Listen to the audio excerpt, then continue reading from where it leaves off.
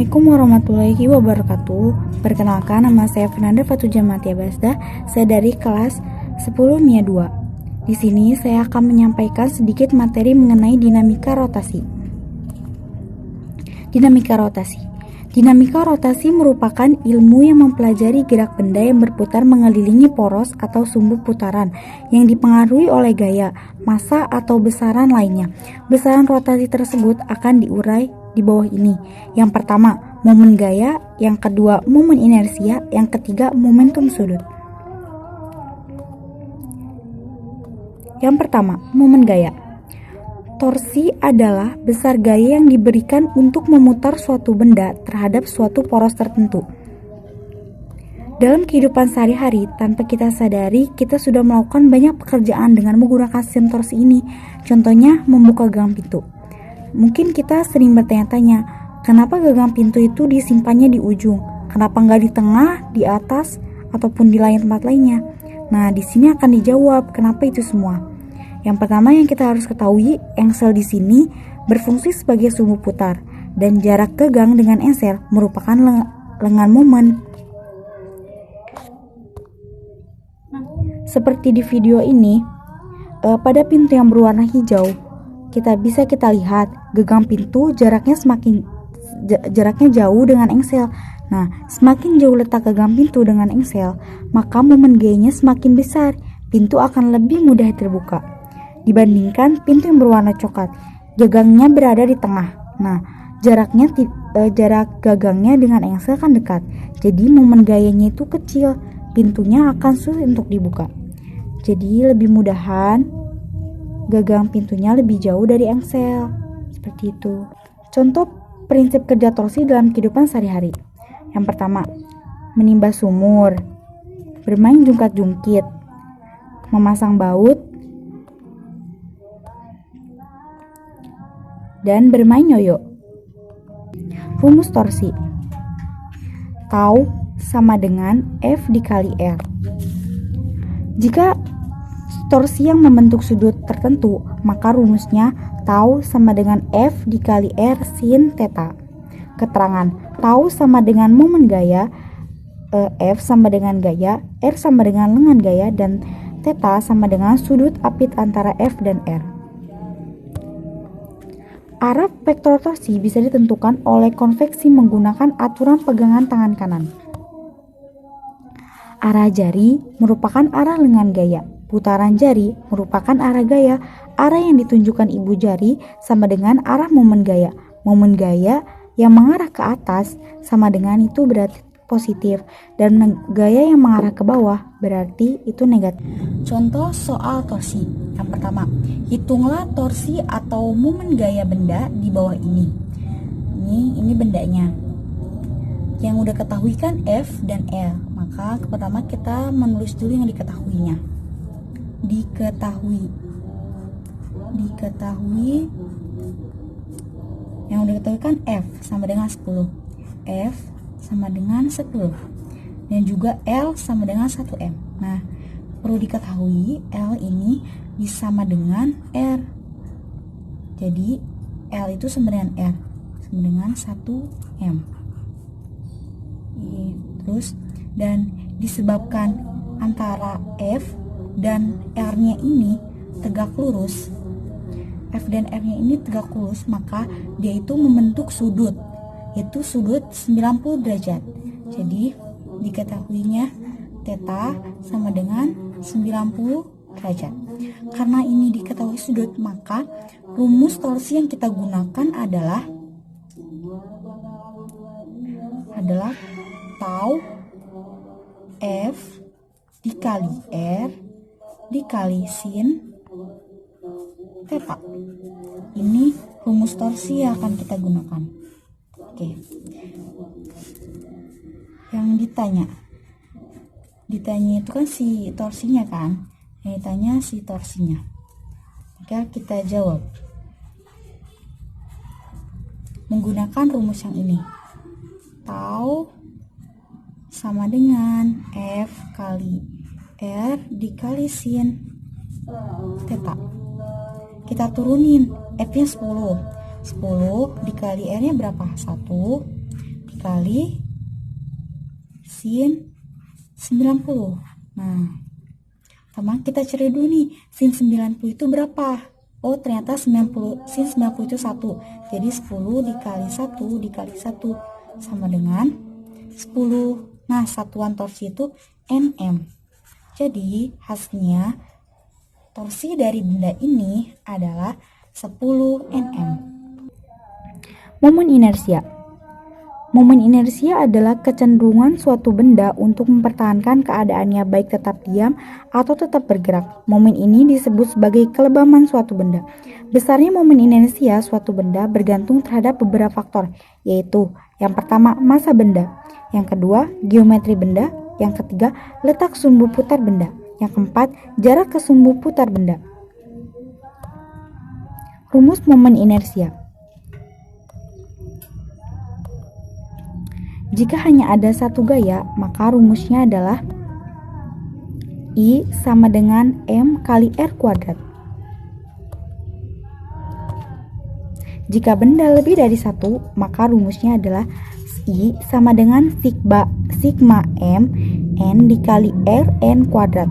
Atau bisa kita jabarkan I sama dengan M1 dikali R1 ditambah M2 dikali R2 dan seterusnya. Dan keterangannya adalah I adalah momen inersia, M adalah massa benda, R adalah jarak antara partikel benda terhadap sumbu putar. Dan di sini juga ada rumus momen inersia seperti pada batang hologram yang letak sumbunya melalui pusat, yaitu I sama dengan 1/12 M dikali L kuadrat. Atau batang homogram panjang yang letak sudutnya ada di ujung, I sama dengan 1/3 M L kuadrat.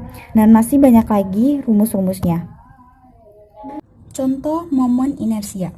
Yang pertama, dua bola dihubungkan dengan kawat yang panjangnya 6 meter seperti pada gambar di bawah ini. Nah, ini bendanya, dan ini kawatnya. Nah, terus langkah selanjutnya kita tulis dulu yang diketahuinya.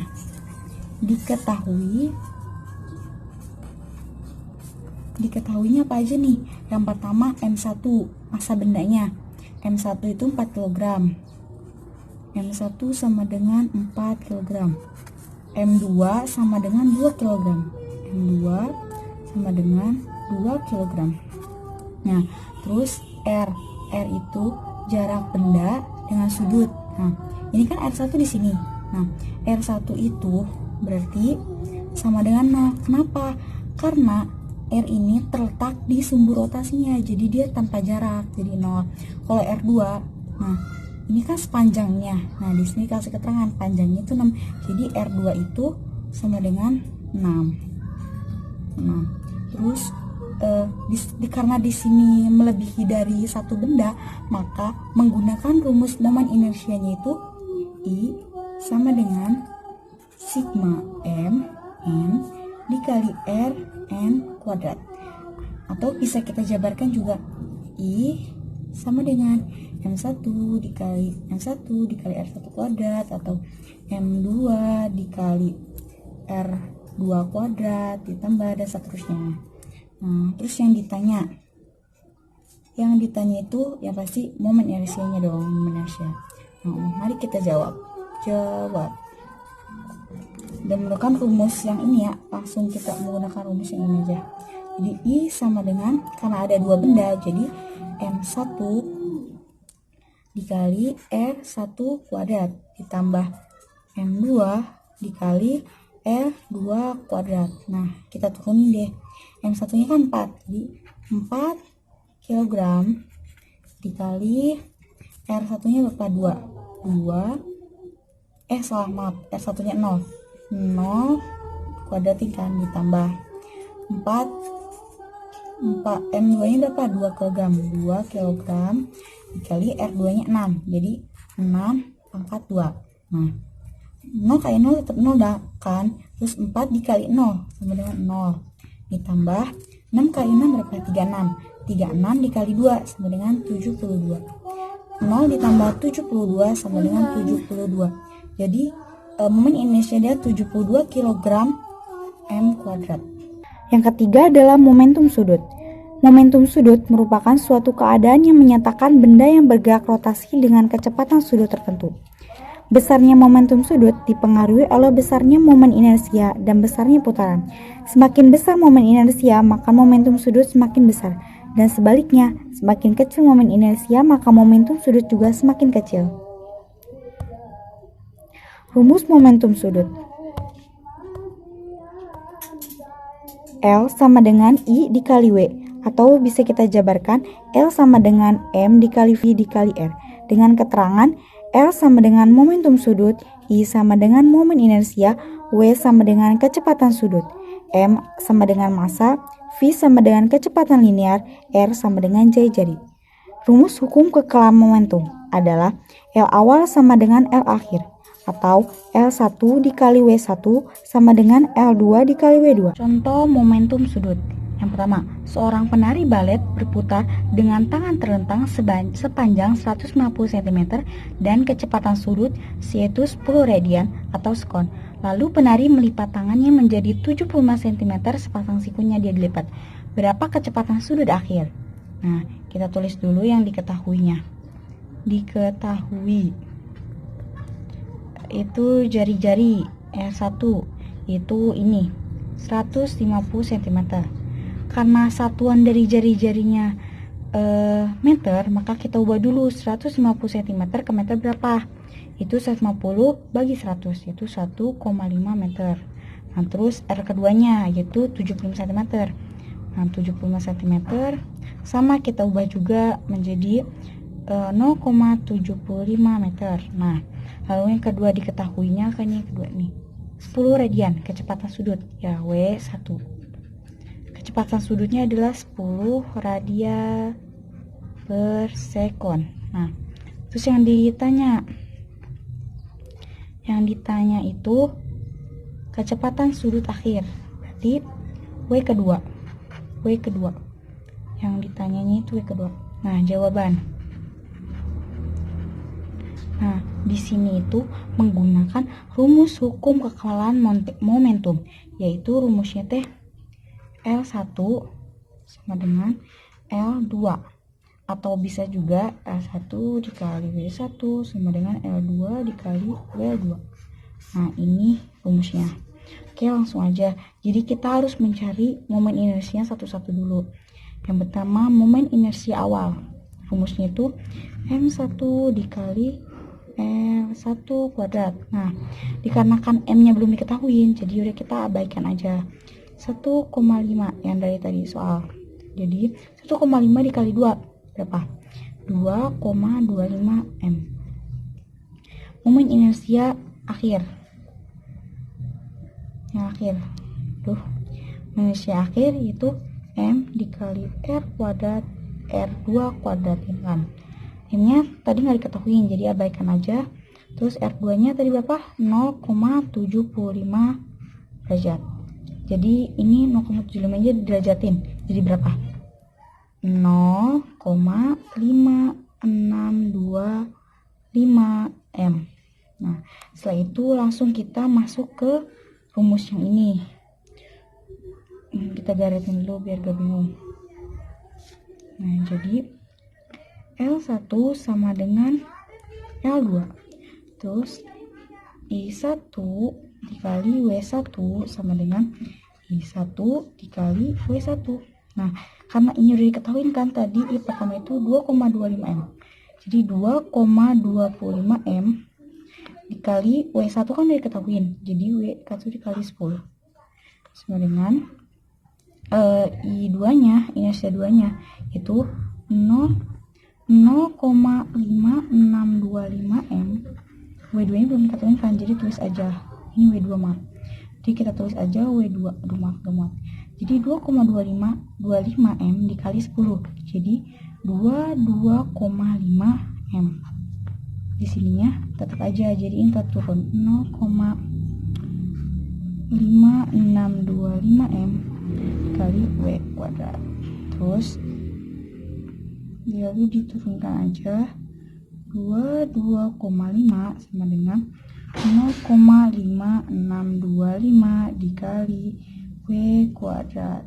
Nah, W-nya kuadrat ini kita pindahin ke sini, jadinya W kuadrat sama dengan 22,5 per 0,5625 sama dengan sama dengan 40 rad per sekon. Jadi kecepatan sudut akhir si penari adalah 40 rad per